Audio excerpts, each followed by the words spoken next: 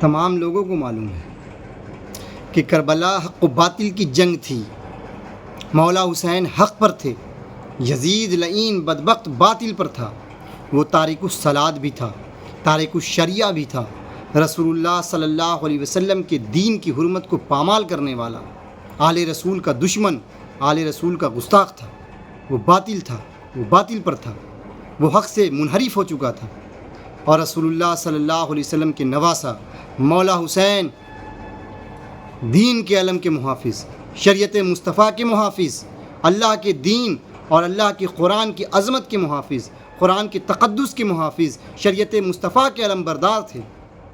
ان سے بدبخت یزید جنگ کر کر باطل پرست ہو گیا اور قیامت تک اپنے گلے میں لعنت کا طوق ڈال لیا۔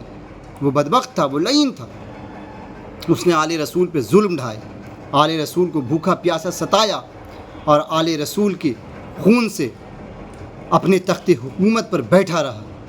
وہ باطل تھا، تمام لوگ مانتے ہیں مولا حسین حق پر تھے۔ کربلا کی سرزمین پر، کربلا کے جنگ میں مولا حسین حق پر تھے، یزید باطل پر تھا۔ تو میرے ذہن میں ایک سوال تو پیدا ہوتا ہے، ایک بات تو آتی ہے کہ کربلا کی سرزمین پر مولا حسین حق پر اور یزید باطل پر تھا، تمام لوگ مانتے ہیں، قبول کرتے ہیں، اقرار کرتے ہیں۔ تو پوچھنا یہ چاہتا ہوں کہ پھر جنگ صفین میں کون حق پر تھا؟ کربلا کی سرزمین پر تو مولا حسین حق پر تھا اور یزید باطل تھا، اس پہ لعنت بھیجتے ہیں لوگ، اس کی مکاری پر، اس کے ستم پر، اس کے ظلم پر، اس کی جفاکاری پر، اس کی بدکاری پر۔ اس کی عظمت کی بات نہیں ہوتی، اس کے محبت کی بات نہیں ہوتی، کیونکہ وہ آل رسول کے خلاف جنگ لڑا تھا، مولا حسین کے خلاف خروج کیا تھا، وہ باطل تھا۔ تو پوچھنا یہ چاہتا ہوں کہ جنگ صفین میں کون حق پر تھا؟ تو شاید یہاں بھی اقرار تو ہوگا کہ حق پر مولا علی تھے۔ پھر یہاں باطل کی تعریف کیوں؟ پھر یہاں مخالف کے قصیدے کیوں پڑھے جا رہے ہیں؟ وہاں کربلا میں مولا حسین سے جنگ ہوئی، یزید باطل ٹھہرا، اور یہاں مولا علی سے جنگ ہوئی، پھر حق ٹھہر گیا، باطل بھی حق پہ ہو گیا اور مولا علی بھی حق پر ہو گئے، جبکہ اللہ کے رسول صلی اللہ علیہ وسلم فرماتے ہیں کہ علی جس طرف ہے حق ادھر ہے، اور آقا نے فرمایا ہے کہ علی کی محبت صرف مومن کے دل میں ہوگی، منافق علی سے محبت نہیں کریں گے، اور جس نے علی سے جنگ کی اس نے مجھ سے جنگ کی۔ اب ایک بات بتائیں کہ مولا علی سے جنگ کرنے والا رسول اللہ صلی اللہ علیہ وسلم سے جنگ کرتا ہے، تو کیا رسول اللہ صلی اللہ علیہ وسلم سے جنگ کرنے کے بعد کوئی چیز محفوظ رہ جاتی ہے؟ کوئی سند، کوئی سرٹیفکیٹ، کوئی منصب محفوظ رہ جاتی ہے؟ آپ اس کی عظمت کا ترانہ گائیں گے، اس کا قصیدہ پڑھیں گے، اس کے نام کا نعرہ لگائیں گے، ان کے نام کا جلوس نکالیں گے، ان کے نام کا عرس منائیں گے جو مولا علی سے خروج کر گئے تھے، خلیفہ راشد سے بغاوت کر گئے تھے، یہ جانتے ہوئے کہ اللہ کے رسول صلی اللہ علیہ وسلم نے فرمایا کہ میری سنت اور میرے خلفائے راشدین کی سنت کو لازم پکڑو۔ کیا پکڑنے والے تلوار چلاتے ہیں؟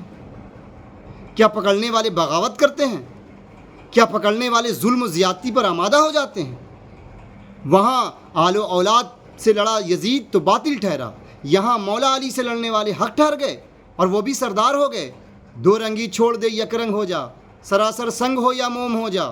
جس کے دل میں اہل بیت کی محبت ہے، جس کے دل میں اہل بیت کی مودت ہے، جس کے دل میں اہل بیت کی عظمت ہے، وہ ان کے مخالفوں سے محبت نہیں کرتا، ان کے مخالفوں کا ڈنکا نہیں بجاتا، ان کے مخالفوں کی عظمت کی بات نہیں کرتا۔ ہاں، ہم اہل سنت تبرہ کے قائل نہیں، مگر جب حق پر مولا علی تھے، جب حق مولا علی کی طرف تھا، جب حق کے سپہ سالار اور حق کے محافظ مولا کائنات تھے، تو پھر ان کے دشمنوں کی بات کیوں؟ پھر ان کے دشمنوں کے نام کا ترانہ کیوں؟ ان کے نام کا قصیدہ کیوں؟ ان کے نام کا لنگر کیوں؟ ان کے نام کا عرس کیوں؟ جس کے دل میں اہل بیت کی محبت ہے، اس کے دل میں اہل بیت کے دشمنوں کی محبت نہیں ہو سکتی، نہیں ہو سکتی۔ اگر یہ بات بیان کرنا گستاخی ہے تو آپ کتنے ائمہ کو گستاخ بتائیں گے؟